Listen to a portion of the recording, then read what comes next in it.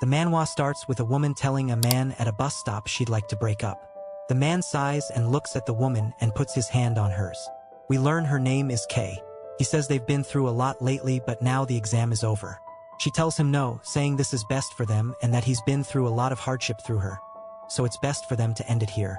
He grits his teeth, saying he sees, asking her how she can break up with him like this. He asks if she even knows why he's been doing all of that. The bus pulls up. She says that she knows he needs more time. She hops on the bus, saying that she believes in him. He calls out to her, hoping she doesn't go, and calls her name as she rides away. He says if he knew he wouldn't see her for a long time after that, he wouldn't have sent her away like he did. We see the man in his bed looking at his phone, wondering when the next upload is. He gets up, saying he should stop moping in bed all the time. He hops on his laptop and starts to browse Steam while recalling Kay saying their breakup is for the best. He gets mad and throws a picture of them and some books to the floor. He cracks the picture and he explains how 2 years ago he graduated from university. After graduation, he did nothing but flaunt his ego and made constant excuses, saying he only needed to pass the civil service exam, but that isn't his dream job. Despite not having a strong enough will to chase after it, he would still read books about what he wants to do. Kay never stopped believing in him, but since he never did anything, he's sure she is ashamed. He is surprised to see a game on Steam that's really cheap and says the girl in the game is pretty, but says it's cliché. It's a typical story where one becomes a princess by marrying a prince and they just want kids' money. He says that he should just study. When he plays games, he feels relieved, but when he thinks about it, it is sad for the main character, always smiling brightly even while suffering. He wonders if she is truly happy even if it doesn't look that good. He enjoyed playing Prince Maker. He decides to try this game out and buys it. The graphics are really well done and he is surprised, saying it's much better than he thought. But is surprised as his monitor begins to shine brightly and right before his eyes the scenery changes from that of his bedroom to the forest from the game. He looks up and a woman calls out to him, saying, "Leo, look, it's a koken and they'll have good fortune after seeing one." He doesn't turn and she calls out to him, asking if he can hear her. He blinks in confusion, wondering if she's talking to him. She asks him what's wrong, but he just wonders who she is. She asks if he's playing a joke on her, and all he can think about is that she looks familiar. A status window appears saying, "Raising Lena has started." He blurts out the name Lena after reading this and starts to wonder if he's inside a game right now. She asks him what's wrong and a window appears saying he's unlocked an achievement and she has a high affinity for him. It cuts to later with a crossbow on a table and him looking in a mirror, still confused, asking if he's truly inside of the game or if he's dreaming. He hears footsteps and turns to see the door open, and Lena says she wants to go pick berries. He says again while she pushes him. We learn that Lena and Leo are childhood friends and that his body remembers the time he spent with her outside. Lena is picking berries, saying letter by letter, not sure what it means. Leo says he's learned a lot from her. The area they live in is called Nemo's Heart. It's the border territory of Gadan inside of the kingdom of Or. It's a world where one's injuries can be healed by priests, and that is what Lena wishes to become. He looks at her sadly and she asks him why he's making that expression. He tells her it's nothing. He thinks to himself he needs to make her a princess. That's the purpose of the game, it's the endgame goal. But he wonders how he is meant to make her a princess when he's in a place where there's not even a lord, yet alone a prince.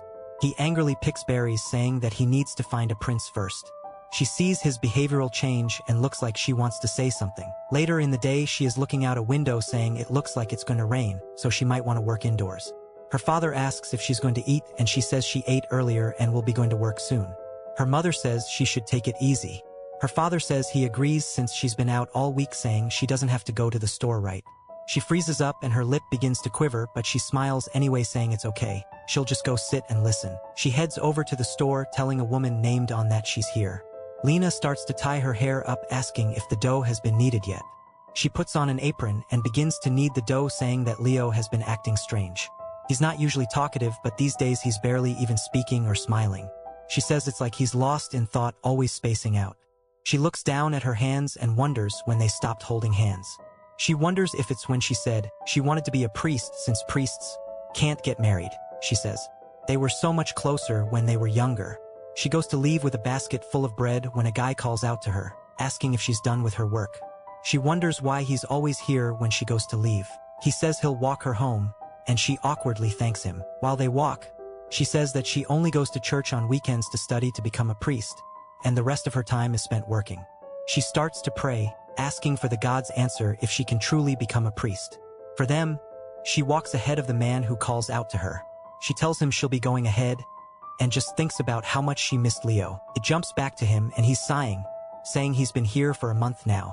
At first he hoped it was a dream, but now his memories are distant echoes. He wonders if there's even a point in returning when all he has to look forward to is preparing for a boring exam. He wonders if just living here is the better choice. He hears someone inside his house and jolts up to see a hand opening his bedroom door. A hooded man stands before him and stares. Leo wonders who he is but slowly starts to realize. The man is Leo's father. His father says he didn't know he was home and tells him to follow him. Sometime later, his father is praying, saying he wants to offer his prey to Lord Barbos and hopes he accepts it and protects his family. Leo wonders if he's a hunter, and the father tells him to drain the animal. Leo is surprised, asking why he needs to do it. His father turns and glares at him. Leo tries to cover it up by saying it's been so long he forgot how. The father gets close to him, and Leo wonders if he's noticed, but he walks away. Leo sighs out of relief. Then the father says, "First you tie a rope around its legs." Leo does so and is surprised by himself since his body clearly remembers how to do it. His father sighs, thinking he's strange today. Then Lena appears. Leo asks her why she's here, and she asks him to spend some time with her today. He asks if she means right now, and she says yes, she wants to forage for mushrooms. He sees his father hanging the animal and tells her sure, they can go. As they head out into the woods, they sit down but she isn't saying anything. He wonders if everything is okay. Then she asks him if he remembers 10 years ago, the day the priest treated her father, and how that made her want to become a priest to help others. She looks exhausted, saying she's afraid and doesn't want to do it. Leo asks her what's wrong, and she says she wants to continue living like this, spending time with him. He begins to blush, and she asks if he wants her to become a priest or would he rather she didn't. He truthfully doesn't want her to go but thinks it's best that she does. He says he was hoping to find her when he returned from the mountains, that Leo has liked her for a long time. She asks him why he wanted to see her in a teasing manner. She then reaches out to his hand and puts hers on top, this being looking a bit too romantic to put on YouTube. That night they are heading back to town, and Leo says that it's odd. He feels quite uneasy for some reason. The priest Leslie approaches them, saying he's sure this is what Near wants. Not sure who that is, Leslie says the priests here want to take her to the cathedral. Both of them are surprised. Lena asks why the priest wants her. The woman says that the monk was praising her and they are going to the monastery, asking if she wants to join them and they can recommend her as a priest trainee. Leo watches this, saying he didn't think she'd be able to leave the village but still finds the situation uneasy. If it's a monastery, there will be a castle where the king lives and there will be a prince too, so she might even meet said prince. But he starts to feel conflicted emotions and says since she'd be in training, she might not get to meet anyone. He gave up on making her a princess a long time ago, but with her leaving, maybe this game life would come to an end. He doesn't want to go back to being McLeo yet. Lena is excited, asking if he heard the priest. He forces a smile, thinking she would be happier here but doesn't want to say it. She can tell that he's forcing himself and grabs his hand, which surprises Leo. She tells the priest that she would like to stay here. Father Leslie tells her that this is a rare opportunity to be baptized. Leo says she definitely mentioned it before. To gain divine power, someone with divine power has to instill it into another person. This is called a baptism. When performing one, more than half of one's own divine power evaporates, so they only pick those with outstanding talent. Leo doesn't want her to see the expression he's making. Leslie says it looks like this is a crossroads to determine if she'll become a priest with divine power or a monk without. The important thing is that she dedicates her heart to God, so surely she'll think about it more. She looks troubled, and the female priest says they'll be leaving early tomorrow morning, if she changes her mind, to come find her by then. Then she and the man walk off, leaving Lena and Leo standing there. Leo deep in thought, Lena calls out to him saying she isn't going, that she is happy here with him and that's enough for her. Leo starts to feel guilty for holding her back since he wants to live a comfortable life, and hugs her. Even though he understands he is being selfish, he tells her he'll make her happy for the rest of her life and that he will absolutely make sure she doesn't regret her decision. She hugs him back saying she won't. That night, Leo is explaining to his father that he is planning to marry Lena at the end of the fall harvest. His father just drinks his beer, and Leo wonders why he isn't saying anything but understands he's a man of few words. His father slams his tankard to the table and stands up, walking to the shelf behind him. He throws a bag at Leo, saying it's the money he saved up from selling jerky and leather, and to use it for his wedding funds. Leo goes to ask him since when, but sees his father drinking and decides to just accept it, and smiles warmly at him. It cuts to the end of fall with a bell ringing. We see Leo standing at the altar while Lena begins to walk down the aisle while holding a bouquet of flowers. Everyone tells her how pretty she looks. Leslie tells her he has a gift for her and she feels sorry for turning his offer down, but he doesn't mind it and hands her a book saying that he hopes God is always with her. She begins to cry and he does too, asking her why she is. Leo is happy and she tells Leslie she is grateful. Leo calls her name, stretching his hand out, and she puts her worn-out hand on his. The priest then begins to commence their wedding ceremony, saying to bless the path for these two. Everyone begins to clap. The priest then says he now wants to announce the birth of this couple to God. Lena jumps at him saying she loves him, and he goes to say it back, but the world begins to distort saying Lena got married, and she pauses in the air. Her and everyone else begin to fade out, leaving him in an empty room with nothing but his tears. He lets out an anguished scream calling for Lena as a message appears thanking him for playing the game. And we see Lena in her wedding outfit in the sky above him as he changes from Leo back to Mio. He's unlocked the childhood friend demo and learned that Leo and Lena both lived happily and had a son and daughter together. Mino wonders what the hell is going on, saying that he is Leo. There's no way that this is some game, wondering who is manipulating his life like this. He tells her that he misses her while chasing after the portrait only for it to disappear, leaving him with darkness. And it suddenly hits him.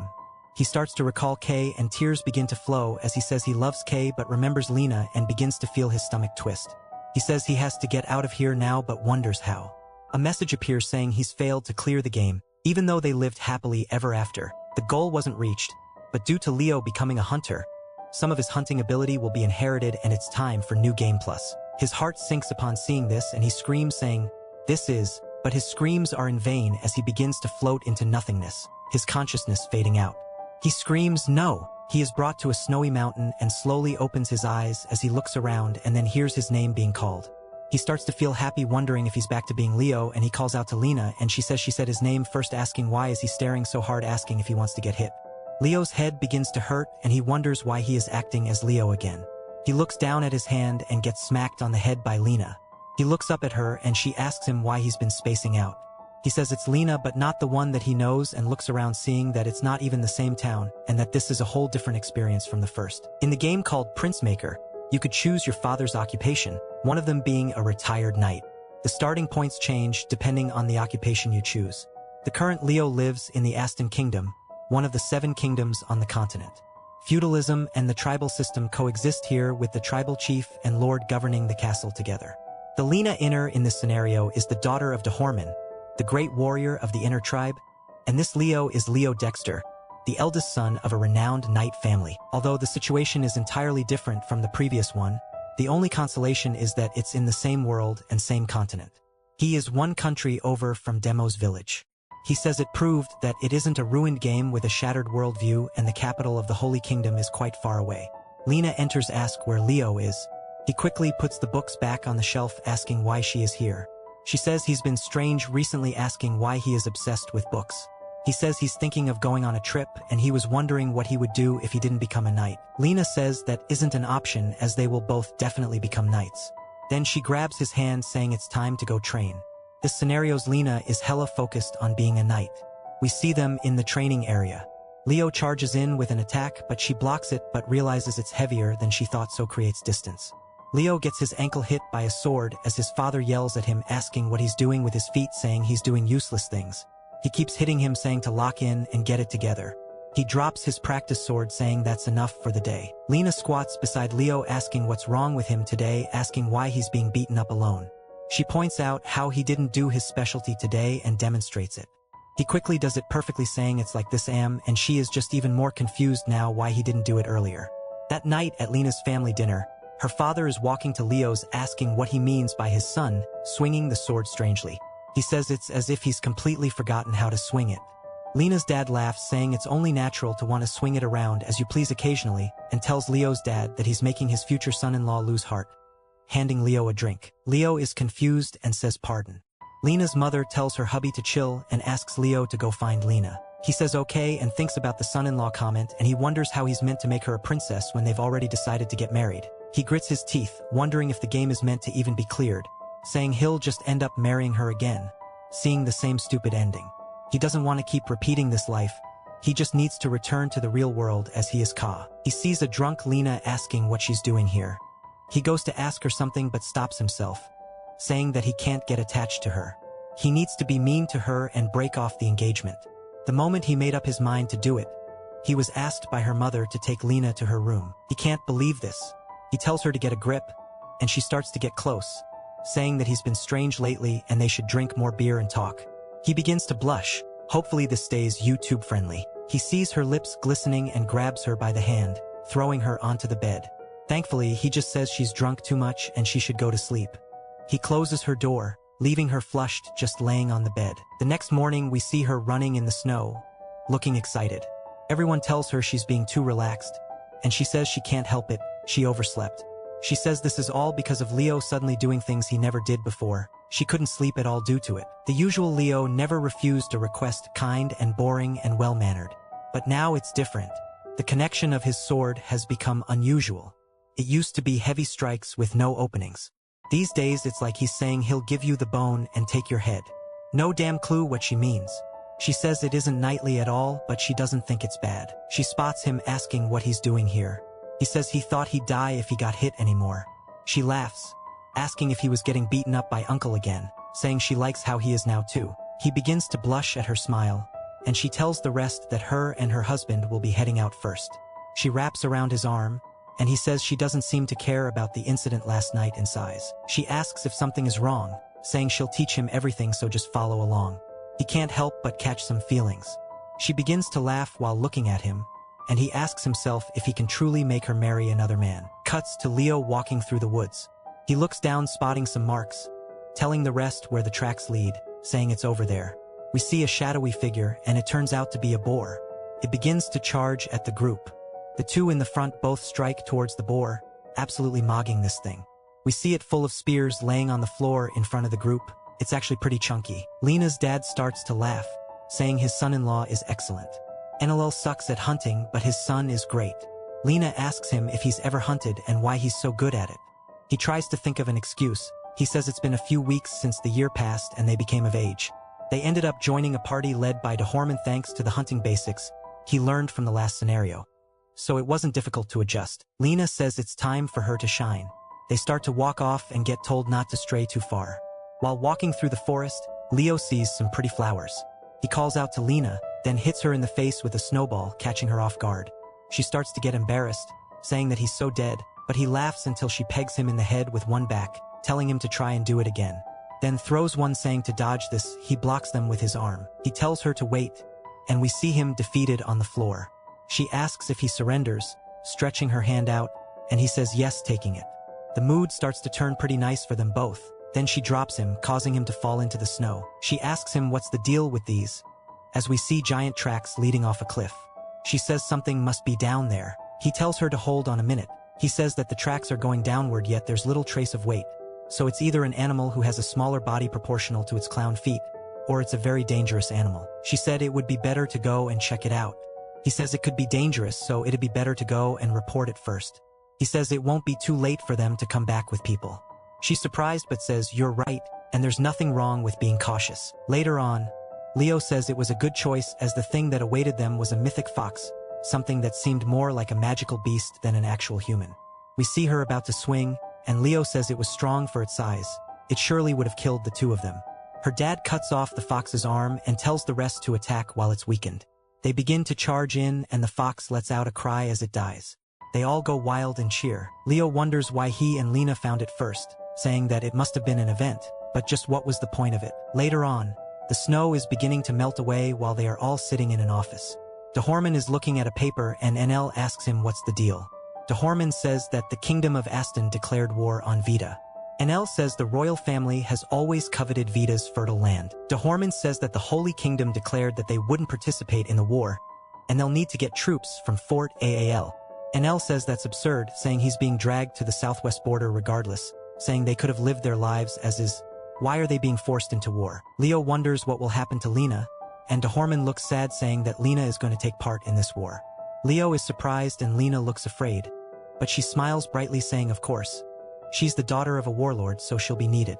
She says it's great and that Leo's experience in the war will help him on his path to knighthood. Her mother starts to cry and Lena says it's all right. This is the right thing to do as a warrior. She says she knows, but Leo says that he remembers the time when they went hunting during the fox event. What if Lena got injured while dealing with the fox? She wouldn't have been able to participate in the war.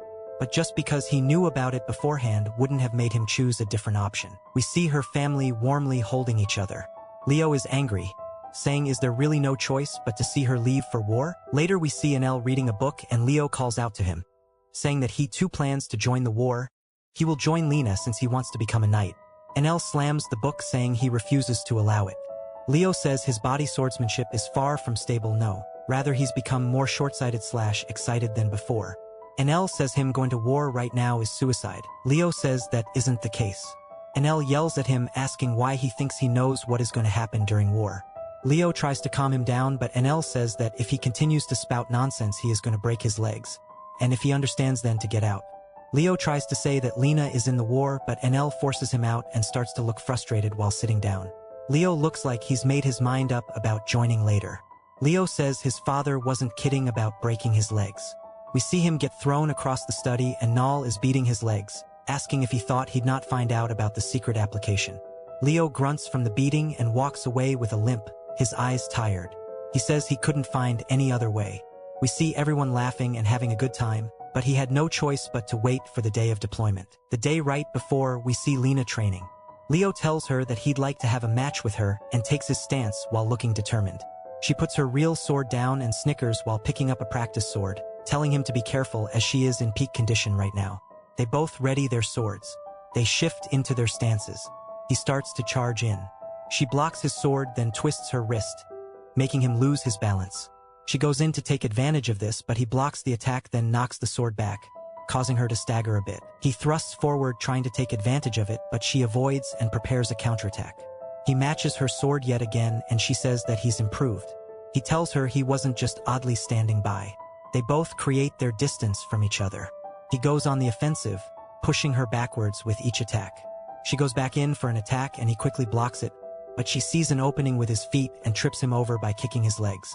He hits his head on the ground and she points the sword at him, saying his bizarre sword technique has a while to go before it's complete, but she looks really happy. He, on the other hand, isn't happy. He's angry at himself that it ended so quickly. She tells him to train diligently and after the war she'll face him again. He lets out a scream that startles her, and then we see that he's pushed her over and he tells her that he knows it very well. She is surprised and confused but sees that he looks really sad. She smiles and calls him stupid while putting her hand on his face. She puts her hands around him saying she'll return safely, so just keep practicing, and pulls him in for a kiss. I like this, Lena. Leo starts to hold back his tears and accepts the fact he is attached. Later on, inside of a bedroom, we see his clothes on the floor and he reaches over, but Lena isn't in the bed anymore. He quickly gets dressed and runs out of the room calling for her, only to find her eating with her dad. Now they are left with awkward silence. DeHorman starts to laugh, saying they are messing around as an unmarried couple, asking if he wants him to smash her legs. Lena sighs, saying it'd be unfair to break the legs of someone going to war. Lena tells him to join them with breakfast. Later in the day, everyone is preparing to depart for war. Lena's mother tells her to take care, and DeHorman laughs, telling her to kill them all. She tells her father to remain healthy. He lets out a sigh while NL comforts him. Lena walks up to Leo and they both look at each other. She tells him she'll be back later, but he cuts her off with a giant hug, telling her to please stay safe and not to get hurt. She tells him not to worry and she'll return as a knight.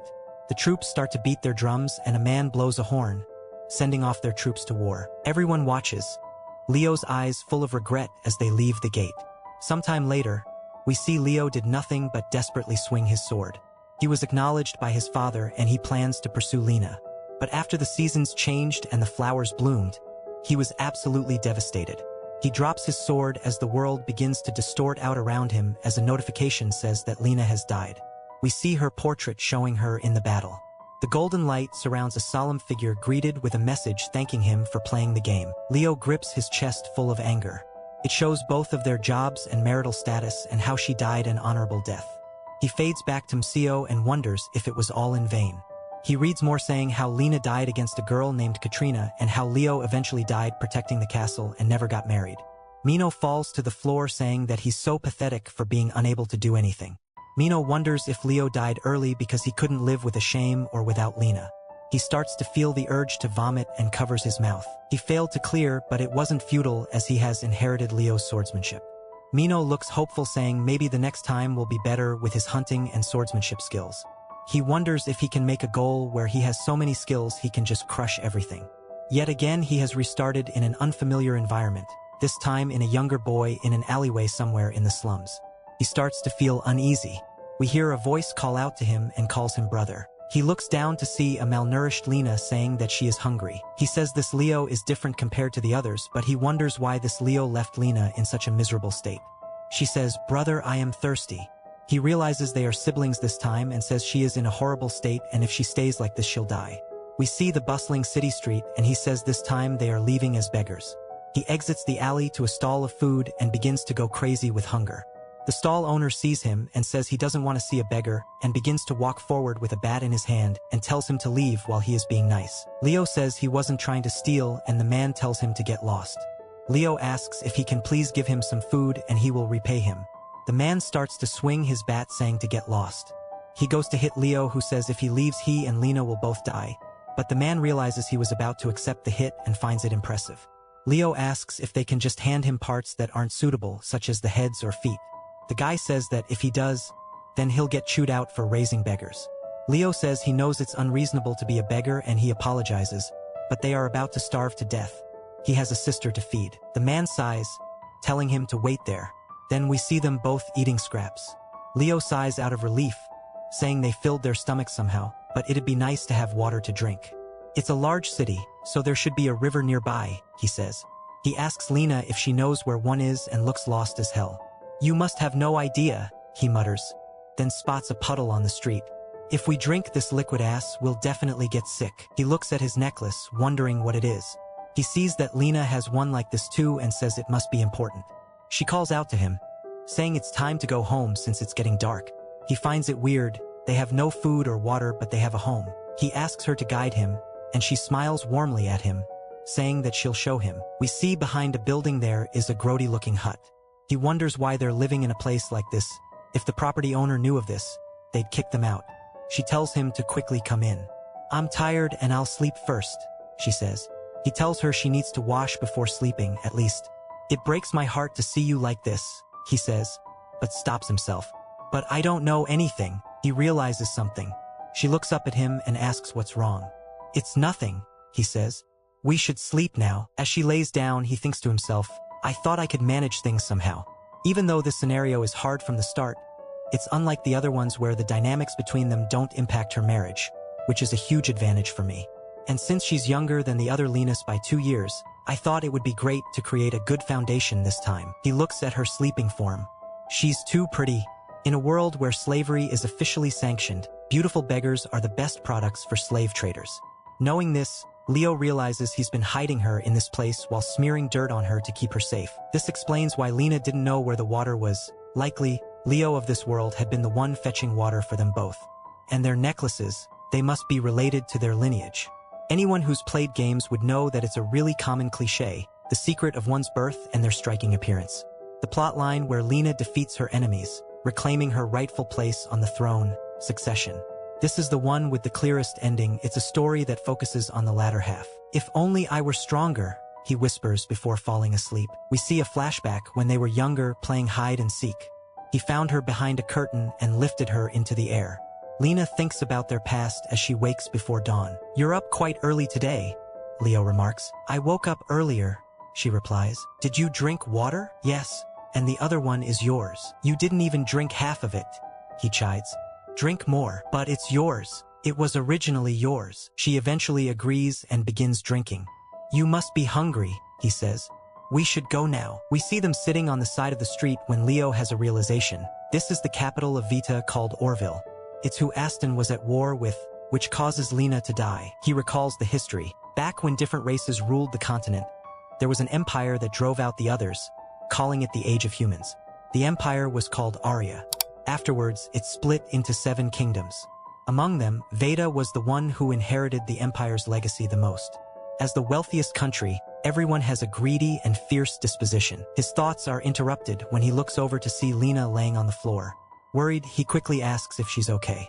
She looks up weakly. I feel dizzy. Her fever is high, red spots covering her skin. Wait here, he says urgently. I need to find the hospital. He runs frantically through the streets, building to building, but can't locate it. Desperate, he starts asking random people. But nobody gives him the time of day, until an older lady points, right around the corner. Run to the end and you'll reach it. Without hesitation, he scoops up Lena and runs, saying he is way too thin and weak for this. She says she had another dream. He tells her to wait as they are almost there. He finally makes it and heads inside to see a man looking at him with disgust. He tells Leo if he doesn't have money to pay not to enter. The man grabs onto his arm and throws him and Lena to the floor. He quickly makes sure she is okay and pleads with the man, saying that he's never met Lena before, but he'll pay him back somehow. He kicks him out, asking what he's talking about, then kicks him in the face, causing his family heirloom to fly up, giving him an idea. He says then to please take this, and it seems valuable, so please take it.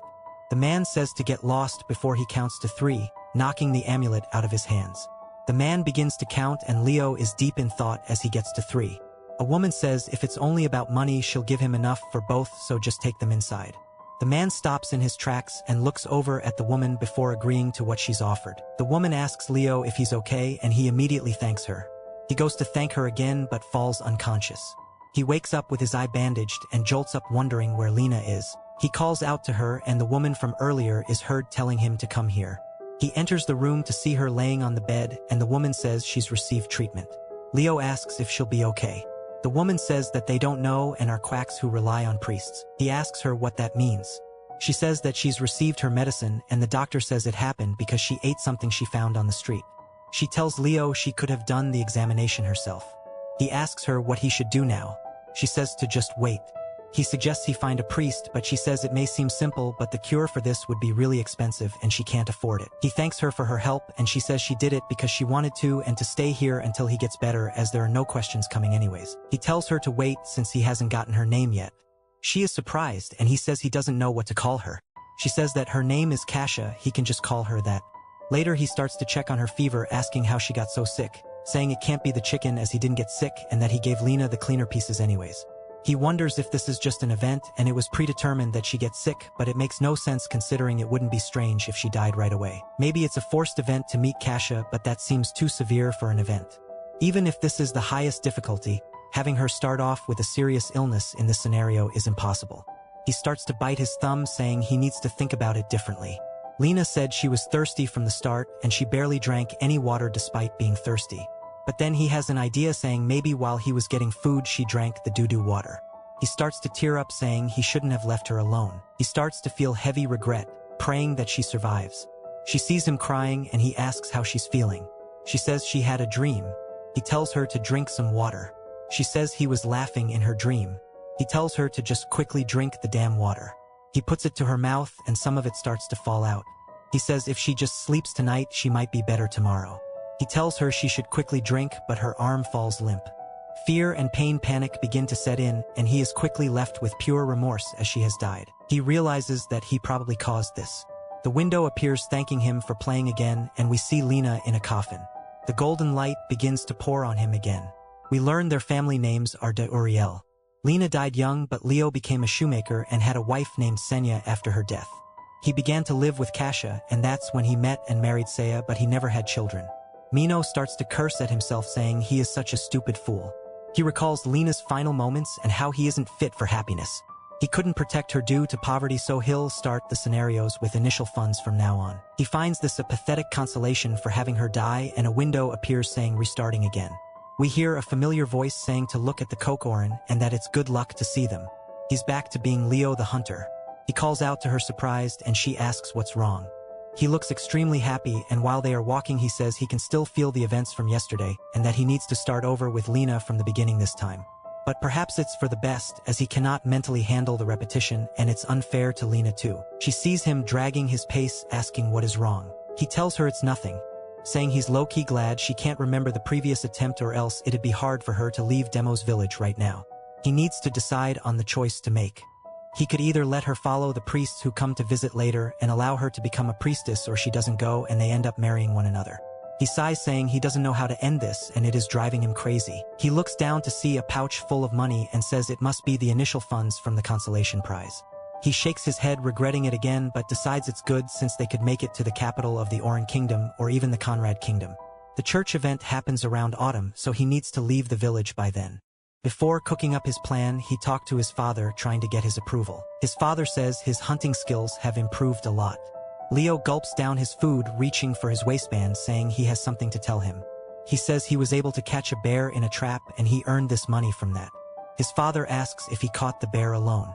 He says it wasn't easy, but it was injured by a previous trap, so he lured it to another. His father nods in approval since Leo showed his hunting skills today. He tells him he wants to help to go to the capital church, and with their family situation it's impossible. With this money they can head to Neva's first and head to Letitia from there, but he can't send Lena alone. Asking his father if he can go with him. The father starts to walk away and Leo wonders if he can't overlook such a wild suggestion. Even without permission he'd go anyway. But again his father just throws him a bag of money. Leo looks down at the money and his father continues like normal. Leo feels happy since his father is so wholesome and genuinely thanks him. The next day Lena and Leo are picking mushrooms and he says it's exactly the same as last time too. In a bit she will want to talk to him about something on cue. She says the words but he cuts her off saying he has to say something. She is caught off guard and he suggests them heading to NEA's together. She asks why and he says that it's just because he wants to visit the capital and there's many places to work there. She says she thought he wanted to be a hunter. He says it can always be done and that it's closer to the Holy Kingdom since it's the capital. Wouldn't there be many merchants traveling to Letitia and the main church is there? She says sure but asks how they'll get there as it would take 2 months and that's dangerous. He shows her money saying they can use this. She gasps asking where he got this from, asking if it's from his father. He tells her some of it but the rest is his and it would be lonely to go alone, so he asks if she'll go with him. She seems stun-locked and mutters out her response before crying tears of joy saying she can't wait to travel with him and thanks him. He starts catching even more feelings saying this should work, even if it wasn't with him it's fated for her to leave anyway. They embrace one another and we see back in their village people pulling wagons. Someone tells Leo he doesn't need to do it just because they are leaving. He says it isn't a big deal and explains how a cart is sent to the capital twice a month from their village. It departs with goods to sell at the market and returns with necessities. Coincidentally, on the day he and Lena were leaving they decided to follow it. Freckles, no clue if it said his name but the jealous guy, stares at Lena. That night when they set up camp Lena and Leo bid them all farewell. She says they can just stay here but Leo says no, they need to sleep comfortably and it's what he's been saving for. She tries to convince him otherwise but he tells her not to worry and they keep walking but Freckles trails from behind and looks annoyed. It cuts to a tavern and a man showing them their room. He tells them to let him know before they leave tomorrow. Leo says all right and he'll see him tomorrow but Lena is pogging out over the beds. She can't stop spinning around saying it's so nice, saying they should sleep on the floor since they can't afford this. He says it was cheap and she says if he tries anything strange she won't let him off easily. He says he understands but says that she's acting quite cute. That night while they are in their beds Lena says she's tired but cannot sleep. She sits up and looks over at Leo who is sleeping and thanks him for taking her along with him, saying she almost gave up. She hears him grunting and asks if he's okay, realizing he is having a nightmare. To be honest, if they hadn't gone on this trip she was going to confess her feelings to him. She looks happy staring at him. She starts to put her hair behind her ear while leaning forward saying maybe they could have been lovers. While giving him a kiss, she quickly opens her eyes, realizing what she's just done, and apologizes to her God for doing that. She lets out a quick sigh since he's still asleep and gets back into bed, saying she's sorry again. And when she becomes a priest, she'll give him her first blessing. In the morning, he goes to her bed to wake her up. She asks him if he slept well. He says yes and he's already washed up, but he left a towel and water for her to wash up too, and tells her they'll eat here before heading out, so leave her luggage in the room. She says okay. And he heads out too. Some of the villagers who set up ask if he slept well. He waves to them and sees Freckles, saying he must have slept here. He isn't the brightest. We learn his name is Hans. Leo asks if he sold everything. He says yes, they sold quickly. He asks him if he's eaten yet. Leo says no and he's going to eat in a bit. Hans says he'll join him. Leo says sure. He guesses it's fine since he has no reason to refuse it. Anyways, he's heard rumors that Hans isn't working and is just mooching, but he recalls how he lived as Mino, saying he can't really judge him. Hans says he has a question for him, then asks him in a menacing tone if he slept with Lena. Leo stops walking, saying this was his real reason for tailing along. He wonders what the real Leo would have done and tells him he just fell asleep. Hans laughs at him, asking if he's okay mentally. Leo goes to clap back, but Lena appears. Leo asks if she's ready, and she says yes, asking if Hans is joining them. He says sure, and they'll go eat together. Hans says if they are going to the king's castle, they are heading in the wrong direction. They need to go much longer if they keep going the way they plan. Leo says there's no choice. If they were with a caravan, it would be fine, but they aren't. Hans mocks him, saying he is clueless, and if there is a market, there are caravans, and there's quite a few of them heading west from here. He asks Leo if he should introduce him to them. Leo is surprised, asking if he knows anyone. Hans smugly says he is good at this. Leo asks if they can leave today, and Hans says they'll find out if they go ask, so just follow him. As they do, Hans waves to someone who recognizes him. The man asks Hans if his goods sold well. He says yeah, but quickly introduces him to Lena and Leo, asking if he can take them to Naz. The man says they aren't going to Neva's, but they will be getting close. They happily say sure. The man says it's a 2-week journey, and he'll have to lose goods to take the two of them, saying it's 5 silvers. Hans asks the man to cut it in half for them, saying they don't have much. The man says sure, and he'll see them later. The man heads out, and Leo thanks Hans, saying he saved him money and time. Hans says that Lena deserves to be comfortable. She thanks him, saying her opinion of him has changed. Hans laughs, saying they don't need to thank him. That night, they are heading out in the caravan, leaning against one another. Leo says this is never ending. Lena then says that once they arrive, they'll need to work for a year, right? He says yes and thinks about how he's lied to her. Even if they worked for several years, it would be hard to save enough money for the trip to Letitia, and they aren't going to the holy city since she's meant to be a princess, not a priestess. From the moment he decided to go on this trip, she's been isolated in Neva's because of him. She asks what kind of work she should do, and he suggests she work in a bakery, as Hans's aunt was full of praise for her. She says she can only make dough.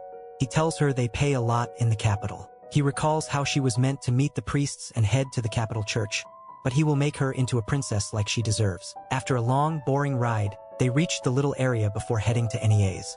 Before leaving, he put Lena to bed and went to a blacksmith. We see the buff, muscle woman asking why he wants a sword and if he has a permit.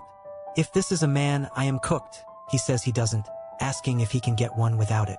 He has someone to protect, asking if she can let it slide just this once. The blacksmith glares at him, asking if he's a gangster or something.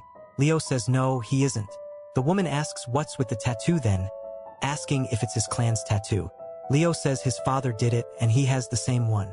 The blacksmith asks what his father does, and he tells her that he is a hunter. The blacksmith says if he really isn't a local gangster, then to follow her to the back. We see swords hanging up above the fire pit, and she tells Leo to go ahead and pick one. Leo asks if there are any two-handed ones, and the blacksmith is happy, saying he really isn't a gangster then. Leo says he's told her multiple times no. She says it's hard to believe. He looks down at the swords and picks one up, asking if they are all unbalanced. She laughs, saying she actually only knows how to make shields and they were made for fun. She was gonna melt them, so she'll sell him one for cheap. He says he'll take it and sighs, saying at least he got one. He has swordsmanship skills, so he can still use it. He heads back with a barrel, and Lena asks him where he went. He smacks the barrel, saying to get beer. They never got to drink at the village. She asks if it's okay, saying they'll get in trouble. He asks from who. She says that Wiener might get angry.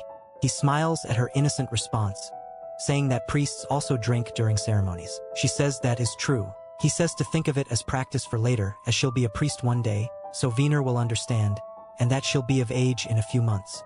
He tells her to just try a little.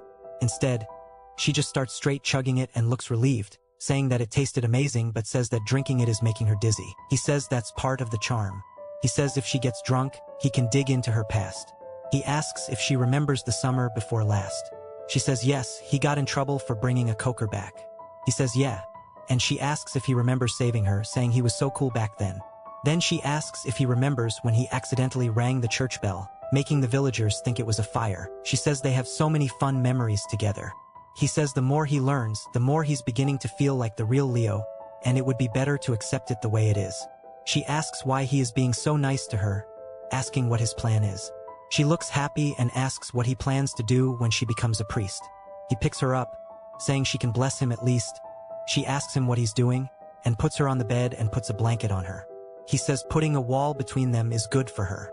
She starts to doze off, and he says he should drink with her occasionally. They finally make it to Neva's and enter a tavern. The man says his friend runs it, so he'll treat them nicely. The man says it's been a while and he almost forgot his face since it's been so long. Hatman tells the tavern keeper to provide them a room. He says he has a room for 2, but there are more guests than expected, so there's not enough for all of the merchants, asking what he wants to do about that. Hatman says to at least give his travel companions a discount for his sake. The tavern keep asks if they plan to stay for long. Leo replies saying he might with a discount, but for now, just one night. The tavern keep says all right and he'll show them a nice room. Then he turns to Hatman, smiling sinisterly, saying he'll get what he promised him last time. They head to the room and Lena is happy with it. She says it's much better than their last room, but we see the roses are wilted, showing it's not cleaned regularly. The tavern keep says he's only showing them this since his friend asked, and it's just 3 silver coins. Leo asks if he heard that right, and the man asks if it's too expensive. Leo says, nah, this is fine. The tavern keep says he'll be going for now. Lena says that this place is really cheap but also really nice. Leo says yeah, it's affordable since it's on the outskirts. She asks if they'll stay here for a while. He says yes unless it's far from their work. She opens the window saying even the view is amazing. Hatman yells up, saying he'll see her next time, and she waves while thanking him. Lena says he's a kind person and wonders if they'll meet him again. Leo says if they are meant to, then yes. They head back to the town center, and Lena is really enjoying the view of the castle. Leo says it looks really similar to the beggar sibling scenario. Then they see a giant crowd forming in front of them. Turns out that it is a slave auction, specifically barbarians. The realization sinks in of what is transpiring. Leo says there are many barbarian tribes in the unexplored land. In the winter scenario, it's the same for the Anner tribe. They are treated as barbarians by everyone else, which means in the winter scenario, there are only a few princes that Lena can meet. Only the princes from the Aston, Aster, or the Holy Kingdom would be worth approaching. Lena asks him if they can leave, saying that she can't bear to watch this. He apologizes and they leave. He says they may find a place to work inside of the castle. A guard spots something and calls out to Leo, who is confused. He points to his sword. Another guard comes up, saying it doesn't appear to be a knight's sword, asking if he's a hired mercenary. Leo freezes up, saying that he isn't, and they ask why he's trying to enter the castle with such a weapon, saying to at least hide it. He says he's sorry, he didn't know it wasn't allowed. He just got here today and is looking for a job. One of them asks to see it, and Leo hands it to him. He asks where he got it. Leo says he bought it for self-defense on the way here. The guard instantly can tell that it is defective. The other one says he wants to see it too, saying the weight is concentrated at the tip of the blade. Leo asks if he's okay to keep it with him. They say yeah, since it's such a quality, but bringing weapons into the castle is prohibited, so leave it elsewhere before entering. Leo thanks him. Then they spot his tattoo, asking if he's a gangster. He says no and that it's what his father did. Lena covers for him, saying he's had it since he was a young boy. The other guard is suspicious, but Buddy says that there's no way an idiot gangster would walk up with a sword that's so poorly made. Seems like there's a lot of gangsters in this town. Leo says as they are told they can leave. Lena asks why he has a sword when he can't even swing it properly. She teases him, saying it's defective too, and she was a fool to be touched that he claimed to protect her with it. He says he knows how to use a sword, and she laughs, calling him a silly hunter. Outside of the bakery, Leo overhears the girl inside talking to Lena, saying she'd be happy to have someone help with dough, asking if she can come in tomorrow. Lena smiles and says yes. Leo asks her if it went well, and she says yes. He asks her what the pay is like, and she says she'll decide after seeing her work tomorrow. Lena laughs, saying she has an eye for people and that the baker lady seems nice. Leo says she must be like Hans's aunt, which makes Lena embarrassed for some reason. It jumps to Leo hammering something. Honestly not sure what this is. Leave a comment if you do. The shop owner asks if he has experience with this, and Leo says he just helped his father occasionally. The man asks when he can start, saying he can pay him generously. Leo says he'll think about it. As they keep walking through the town, Lena asks if they'll be going back to the same tavern. Leo says he guesses so. He says now that he's shown Lena how to get a job, he can start finding clues on the prince. He chooses a spot far from her bakery, and if he just shows her his father's money, saying it's a salary, she'll probably not find out. She spots something as they enter the tavern, saying the door frame is very worn out. He says it was like this when he first came to, and maybe they cut out the rotten wood after it was rained on. They enter the tavern to see a lot of men inside of it. The owner says he's been waiting for him. Leo says they'll head up to rest but finds the atmosphere strange. as everyone inside of the tavern has weapons. They are greeted with a ball giant and a tower shield at the top of the stairs. Leo realizes it is about to hit the fan and draws his sword, telling Lena to stay behind him. She is confused why he's drawing his sword. Then everyone else stands up, weapon in hand. Leo tells the men that he's not sure what's going on but to step back. They say, for someone who is going to be sold soon, he sure talks a lot. The realization suddenly sinks in about why they all look familiar. One of them goes to attack, but Leo blocks the hit, and the guy says, not bad. Leo realizes they are strong. One of them tells his subordinate not to kill Leo. The attacker comes in for round 2. Leo pushes Lena away and dodges the attack. He creates distance, but they corner him. He stabs one of the men in the chest while the other runs at him. He avoids the attack and counters by kicking the man in the chest. The mercenaries realize he's actually putting up a fight, saying, this isn't what was agreed on. The man asks the tavern keeper why he said that Leo was a hunter from a rural village. He says he heard it from the merchants. They put tower shields up and get into formation. Leo says the situation is worsening by the minute. He hits their shield wall, knocking the men to the floor, and tells Lena now is their chance to run. But a flying dagger comes in, piercing his leg. He drops to his knees and pulls it out, gushing blood everywhere. Lena tells him to run while Baldo stands behind him. He smacks Leo on the back of the head, and Lena lets out a blood-curdling scream. While Leo is on the floor, they charge at him. Lena yells to alert him, it works, and he leaps backward but is clearly having trouble standing. He sees Baldo get behind Lena and realizes that he needs to do something. One of the men throws his sword at Leo, but he deflects it. Another one leaps at him from above. Leo, still on his knees, blocks the attack. He tries to stand up but struggles. Lena calls out to him, pleading for him to get up. Baldo pushes her down, asking if she can't stay still. His boss yells at him, saying not to damage the goods for tomorrow's auction, and that it is embarrassing they need 10 people just for one man. Leo starts to get angry at the thought of them selling Lena off and pushes back his opponent, killing him. While his balance is thrown off, Leo swings his sword to clean some of the blood off and starts to wipe the blood off his face, saying if they don't let Lena go, he will kill all of them. An achievement pops up, congratulating him on his first kill, saying Leo will experience less guilt when he kills people. Everyone else gets tense and freezes up a little but ultimately decides to just charge at him together. Leo leaps into the air, deflecting one of their attacks, but being in the air leaves him vulnerable to a follow-up. The man cuts him and laughs. Leo realizes the longer it goes on, the worse it'll be, but gets kicked in the chest and gets sent sliding backward. The henchman's boss says that's good and not to let their guards down. Leo says he can barely avoid attacks while using swordsmanship. He wobbles standing back up, saying that it is difficult to hold the sword. Lena yells for them to stop and begins to cry, begging they spare Leo and she'll do whatever they say. The boss smirks, saying she'll do whatever he says. Leo yells, asking for her to keep fighting. I wish she'd kick Baldo in the gonads. One of them leaps at Leo. He manages to block it but at a weird angle that tweaks his wrist. He's reaching his limit. Another goes for him while he is distracted and manages to knock his sword out of his hands, causing him to fall to the floor. While he is down, they charge in. He catches an elbow to the chest, and they dogpile on him. The boss asks Lena if she'll really do whatever he says. She sobs while saying yes.